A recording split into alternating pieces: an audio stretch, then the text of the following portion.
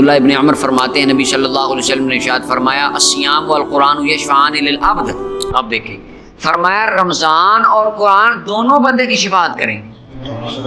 رمضان بھی شفاعت کرے گا اور قرآن بھی شفاعت کرے گا. اچھا جی, رمضان اور قرآن دونوں شفاعت کریں گے. اچھا یہاں پہ قرآن کا کیا مطلب ہے؟ قرآن شفاعت کرے گا کس طرح؟ ملا علی قاری رحمۃ اللہ علیہ نے یہاں پر بڑی پیاری بات کی اور امام طیبی نے بھی یہ معنی بیان کیا کہ کہتے ہیں قرآن سے یہاں پر مراد ہے رمضان المبارک کی تہجد اور تراویح.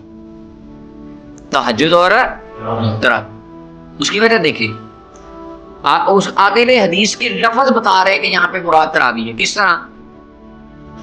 فرمایا رمضان اور قرآن دونوں بندے کی شفاعت کریں گے.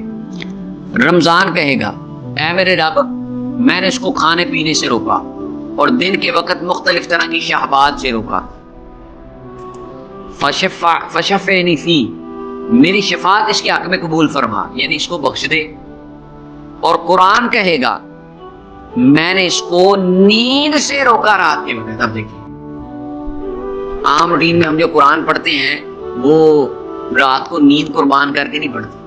فجر کے بعد عام روٹین میں سورہ یاسین پڑھی جاتی ہے. یہاں پر لوگوں گھروں میں عام روٹین یہ ہوتی ہے. حافظوں کی روٹین ہو جیسے زور کے بعد, عصر کے بعد, مغرب کے بعد, رات 12 بجے. اب مجھے پتا ہے آپ میں سے کوئی بندہ, میں ایسے اچھی نیتیں رکھتا ہوں, وہ یعنی عام روٹین ہی ہمارے حافظ کرام کی یہ ہے کہ وہ کوئی اس طرح کا کام نہیں کرتا. اچھا تو یہاں پہ رات قرآن کہے گا یا اللہ اس کو اس نیند اس نے اپنی قربان کی رات میں میری وجہ سے.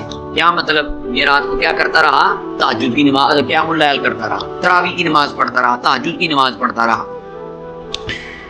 تو میری شفاعت کو اس کے حق میں قبول فرما. فرمایا فیشفعانی, دونوں کی شفاعت کو بندے کے حق میں قبول کر لیا جائے. اب دیکھیں رمضان ایک تو روزہ شفاعت کرے گا وہ علیحدہ, اور دوسری بات ہے نماز تراویح, تراویح میں پڑھا جانے والا قرآن اور تہجد میں پڑھا جانے والا قرآن, یہ شفاعت.